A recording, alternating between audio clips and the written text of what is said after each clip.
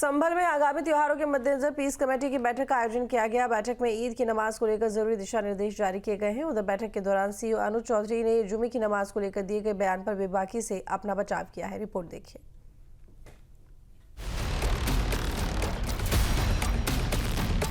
संभल में ईद और आगामी त्योहारों को देखते हुए कोतवाली थाने में पीस कमेटी की बैठक बुलाई गई। बैठक में सीईओ अनुज चौधरी एक बार फिर सुर्खियों में आ गए। अनुज चौधरी ने कहा कि सांप्रदायिक सद्भाव के लिए पुलिस ने कई जरूरी कदम उठाए हैं। अनुज चौधरी ने कहा, यदि आप ईद की सेवैयां खिलाना चाहते हैं तो होली की गुजिया भी खानी होगी। सब विश्वास के साथ रहें भाई, ऐसा कोई किसी के साथ कुछ वो नहीं होगा, पर हर आदमी को अपना अपना अधिकार है। पर आप यदि ईद की सेवैयां खिलाना चाहते हो तो आपको गुजिया भी खानी पड़ेगी। ये गुजिया खाओ, हम ये सेवैयां तो दोनों पक्ष खाओ। पर यहाँ गड़बड़ हो जाती है, जहाँ एक पक्ष खाने को तैयार, दूसरा खाने का,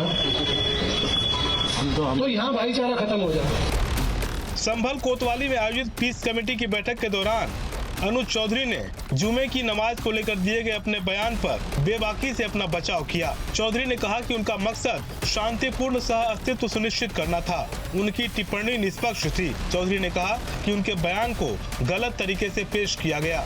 उधर पीस कमेटी की बैठक में शांति और सद्भाव के साथ ईद और आगामी त्योहारों को मनाने की रणनीति पर चर्चा की गई। एएसपी की बैठक में ईद की नमाज को लेकर जरूरी दिशा निर्देश जारी किए गए हैं। तय किया गया है कि नमाज सिर्फ मस्जिद और ईदगाह के अंदर ही अदा की जाएगी। सड़क पर बैठकर नमाज की इजाजत नहीं होगी।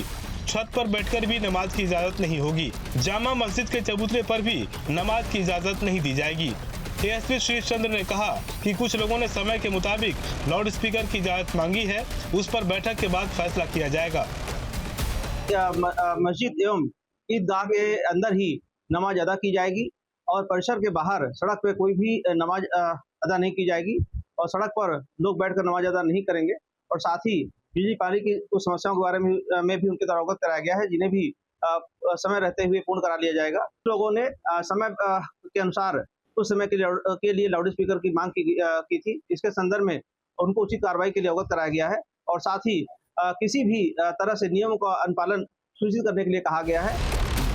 संभल के अलावा मेरठ में भी एसपी सिटी ने सड़क पर ईद की नमाज पर सख्त कार्रवाई के निर्देश दिए हैं। सभी संवेदनशील इलाकों में सुरक्षा व्यवस्था के अतिरिक्त इंतजाम किए गए हैं। इस दौरान सीसीटीवी, ड्रोन और लोकल इंटेलिजेंस से नमाजियों की निगरानी की जाएगी। पुलिस ने सड़कों पर नमाज न पढ़ने की अपील की है।